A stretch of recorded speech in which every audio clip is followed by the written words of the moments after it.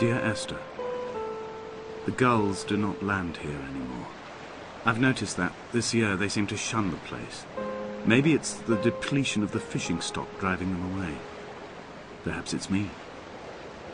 When he first landed here, Donnelly wrote that the herds were sickly and their shepherds the lowest of the miserable classes that populate these Hebridean islands. 300 years later, even they have departed.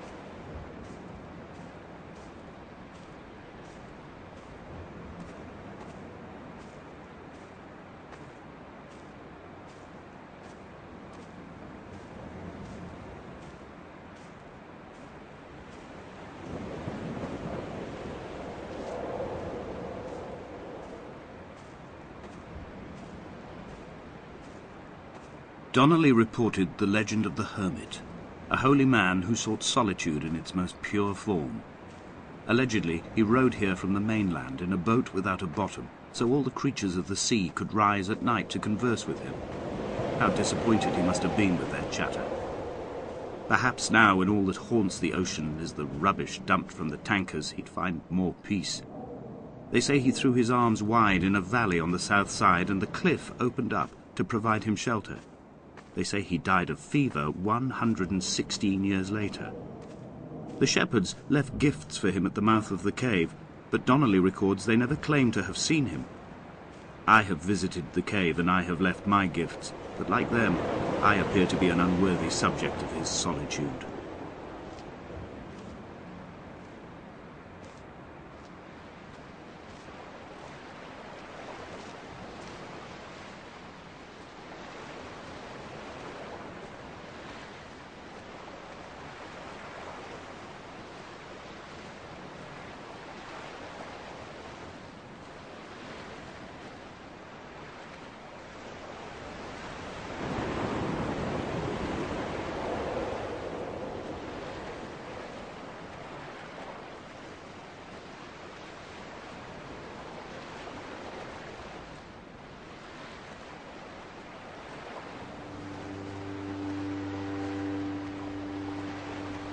At night, you can see the lights sometimes from a passing tanker or trawler. From up on the cliffs, they are mundane. But down here, they fugue into ambiguity. For instance, I cannot readily tell if they belong above or below the waves. The distinction now seems banal. Why not everything and all at once? There's nothing better to do here than indulge in contradictions, whilst waiting for the fabric of life to unravel.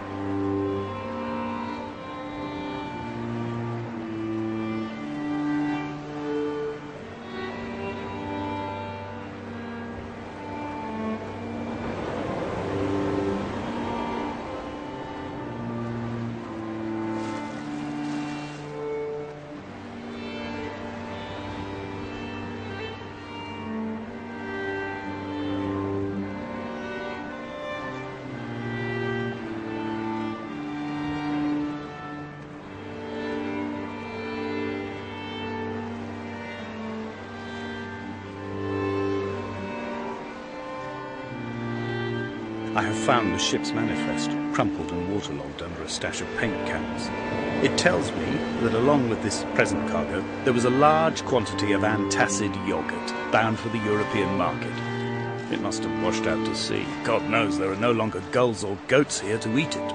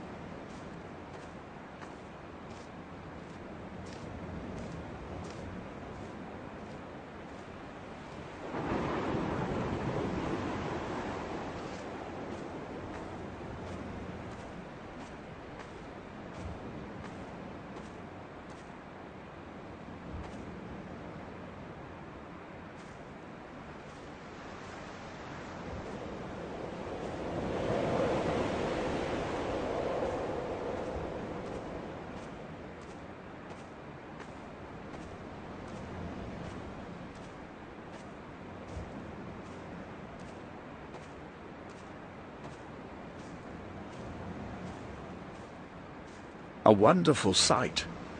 The moon cresting the junction between the cliff path and the stone circle. It cast a shadow of the ridge across the beach, all the world as if you had signed your name in untidy handwriting.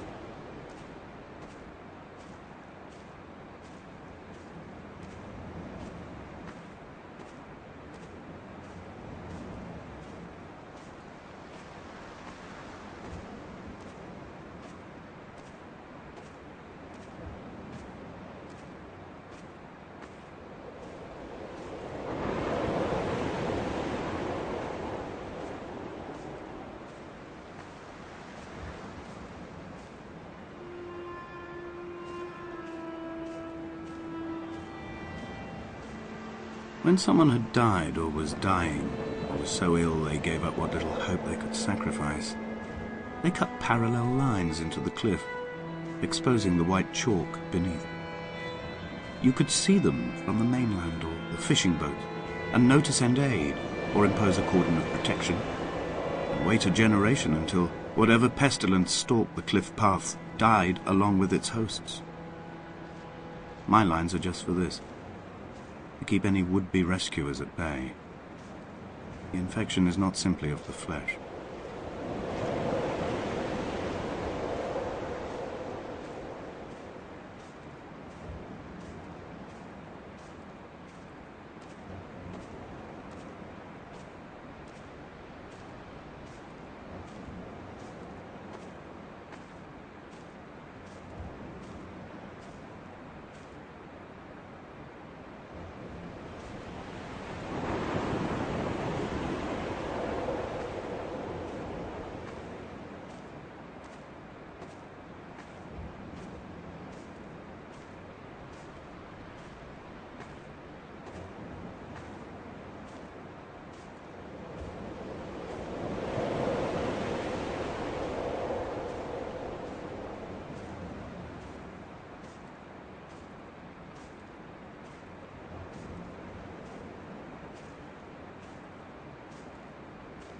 I quote directly, a motley lot with little to recommend them. I have now spent 3 days in their company. That is, I fear, enough for any man not born amongst them.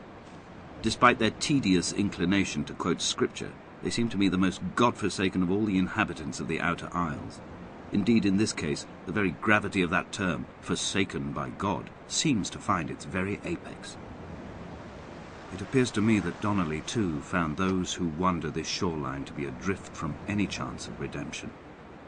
Did he include himself in that, I wonder?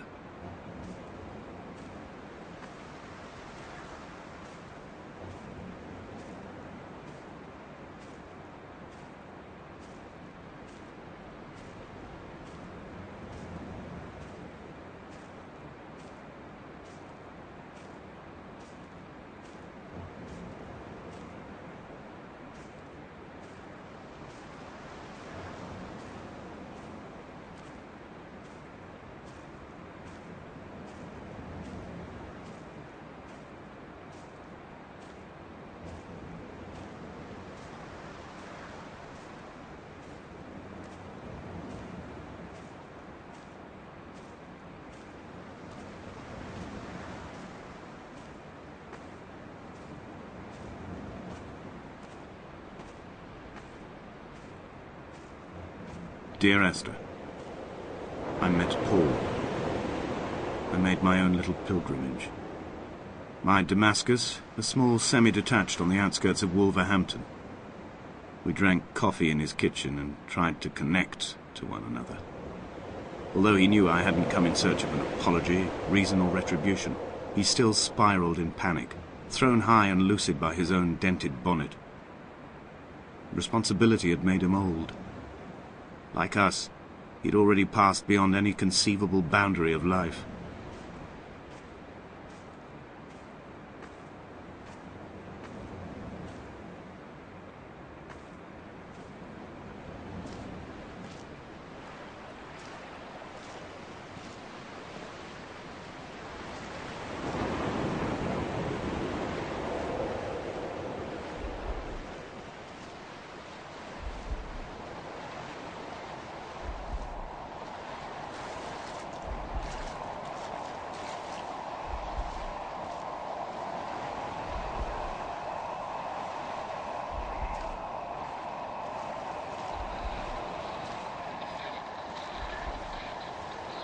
This hermit, this seer, this distant historian of bones and old bread, where did he vanish to?